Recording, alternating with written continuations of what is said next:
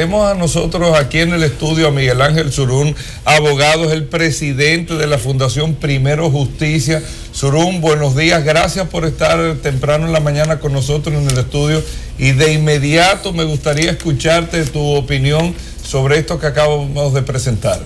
Bueno, compungido, estoy anonadado y debo decirlo, es extraordinariamente triste lo que no está viendo, situaciones como esa en el Poder Judicial, donde hay tantos jueces, que particularmente entiendo que la gran mayoría de los jueces son gente honesta, son gente que tienen verdadera vocación de servicio y de justicia.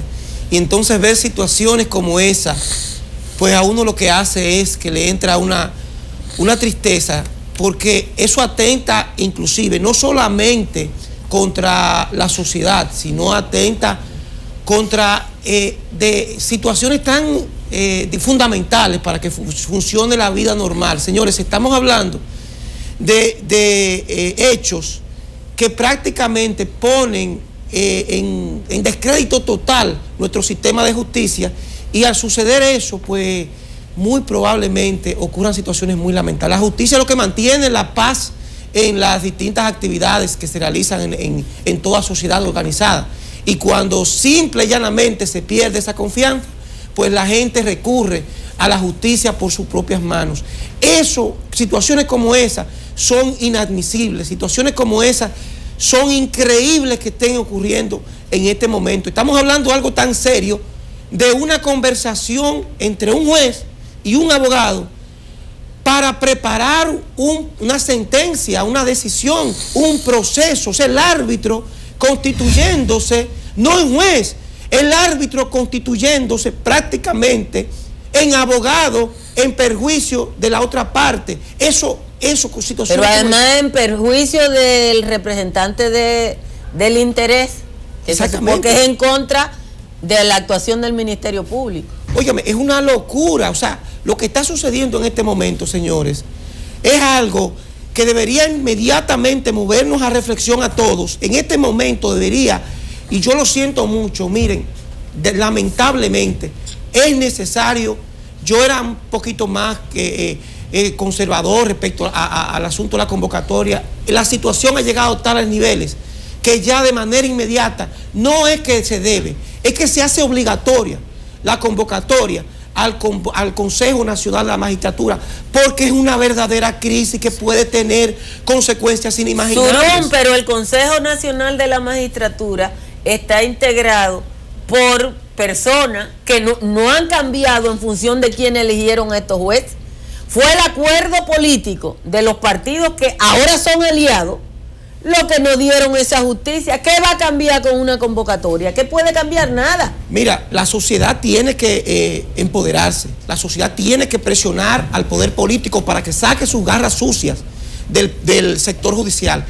La magistrada Cristo es la misma magistrada que prácticamente encabezó, protagonizó el escándalo Víctor Díaz Rúa. ¿Ustedes se acuerdan? Sí, claro. Aquella grabación donde la magistrada Jenny Berenice Reynoso vino y le increpó determinadas inconductas y que se degeneró inclusive en un proceso penal que todavía está llevándose entre ellos dos, que actualmente está activo en la Corte de Apelación contra la Procuradora Fiscal. O sea, vemos un caso donde una persona es denunciada y el denunciante es el que es el procesado, y ella continúa con ese círculo vicioso, a decir de las grabaciones que ahora mismo se han presentado.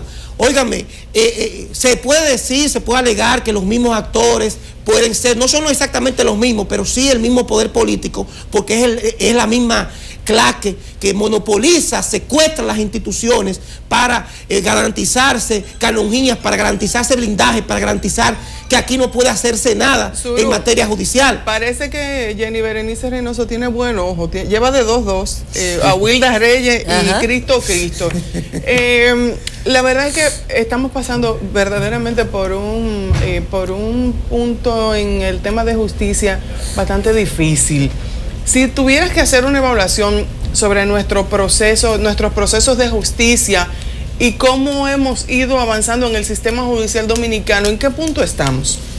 Bueno, nosotros estamos en un periodo probablemente, y me duele decirlo, Desde el punto de vista del personal humano hemos avanzado en un 99%, porque tenemos un poder judicial conformado por jueces profesionales, jueces que han ido a la escuela del Ministerio Público, jueces que en principio, por lo menos de forma, agotaron un procedimiento para ser contratados, es decir, tienen cierto nivel de preparación y en modo alguno podemos nosotros cuestionar o culpar a la gran mayoría de jueces por lo que están haciendo algunos miembros del Poder Judicial. Eso es en cuanto a personal humano. Ahora, en cuanto a cúpula, en cuanto a jueces de las altas cortes, en cuanto a algunas decisiones cuestionables, en cuanto a muchas veces, decisiones que han levantado, la atención de la opinión pública, pues nosotros nos estamos en una etapa anterior a Contín Aybar. Es difícil encontrar un periodo en la historia de la judicatura donde se emitieran sentencias al margen total de prueba legal, al margen total de la Constitución, al margen total de base legal suficiente. Pero Surún, ¿cómo llegamos aquí? ¿Qué fue lo que pasó? ¿Qué fue lo que nos llevó hasta hoy? ¿Qué pasó? Mira, yo siempre lo he venido denunciando desde hace 2 años respecto a las inconductas de varios miembros del Consejo del Poder Judicial que se dieron a la tarea en contubernio con otros jueces de la Suprema Corte de Justicia a monopolizar determinados cargos en algunas cortes para garantizar decisiones. ¿Cómo hicieron eso? Lo hicieron a través de los ilegales, abusivos traslados de jueces que tenían una conducta independiente. Y ahí está Rafael Ciprián, están muchísimos jueces que en un momento determinado dictaron decisiones fundadas en la ley y fueron trasladados y sustituidos por jueces obedientes. Surún, lo que tú estás diciendo es que el sistema de justicia nuestro se organizó para garantizar la corrupción. Para garantizar la corrupción y garantizar la impunidad, pero ahí hubo una especie de trueque, hubo una especie de intercambio.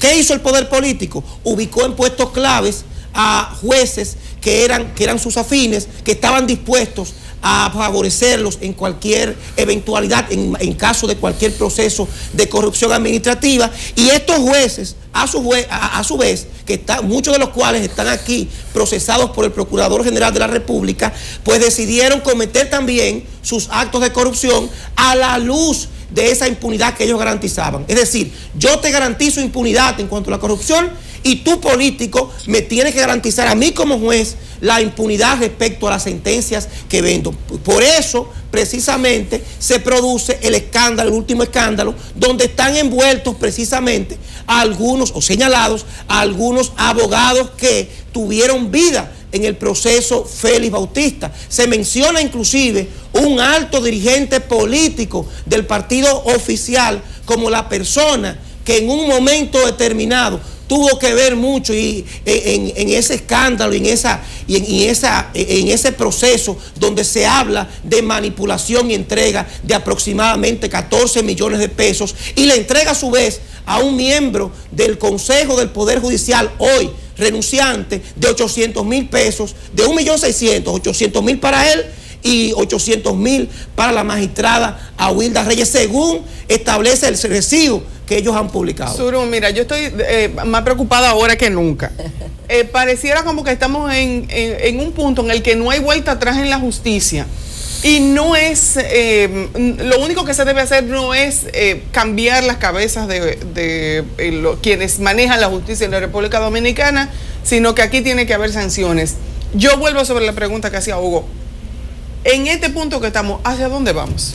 Mira, nosotros va a depender de la sociedad civil, va a depender de la ciudadanía. Nosotros tenemos que tomar las riendas del sector justicia por nuestras manos. Nosotros lo que tenemos que perder, porque somos nosotros los que vivimos en este país, somos nosotros, por ejemplo, los abogados, que vivimos el sector justicia, que necesitamos jueces independientes, que necesitamos que ningún juez independiente sea maltratado, que necesitamos que se respete la carrera judicial. Somos nosotros que tenemos que activarnos y definitivamente sacar la política, la sucia política del sector justicia. Los políticos no pueden tener influencia en el ámbito pero judicial. La gente de Surún vota por políticos, no por jueces. la sociedad civil tiene que votar por políticos para que se hagan esa transformación y entonces... Bueno, hay muchos lugares donde los jueces son también electos. Pues aquí no, aquí es con políticos. Aquí no, aquí es con políticos ladrones. Porque no diga político. Bueno, con políticos. No lo diga tan fino. Esa justicia la acordaron Miguel Vargas Maldonado y Leonel Fernández en el pacto de la corbata azul. Miren, hay una situación. Todo ese sistema se acordó ahí. Sí, tú tienes toda la razón. Ahí se acordó precisamente esa política de blindaje. Ahí fue el punto final que dio al traste con la independencia del Poder Judicial que se inició. Se inició con la sentencia de la Suprema Corte de Justicia del caso Sun Lan.